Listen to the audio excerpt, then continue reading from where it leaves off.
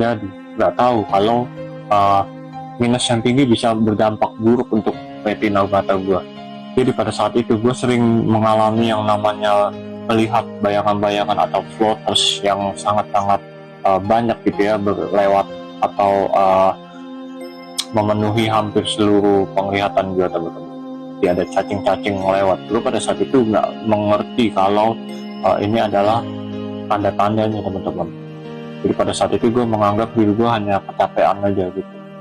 Dan karena hal ini tidak gue notice dan sangat tidak gue tangani segera mungkin gitu ya, akhirnya mulai banyak lah fase berikutnya, yaitu gue mulai banyak melihat kilatan-kilatan cahaya, teman-teman, baik itu pada kondisi terang maupun pada kondisi yang gelap. Sama seperti floaters tadi, muncul pada kondisi apapun, termasuk ketika gue merem, teman-teman.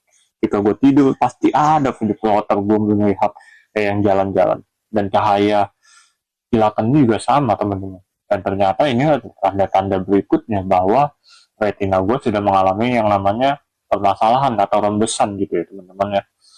Nah, ketika ini hal terjadi, gue tidak menyadari bahwa ini adalah fase yang paling fatal, teman-teman, yaitu ketika gue bangun tidur di pagi hari, tiba-tiba kalian tahu apa?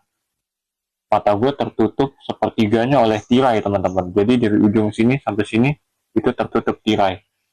Dan gue kaget pada saat itu, nah ini apaan nih?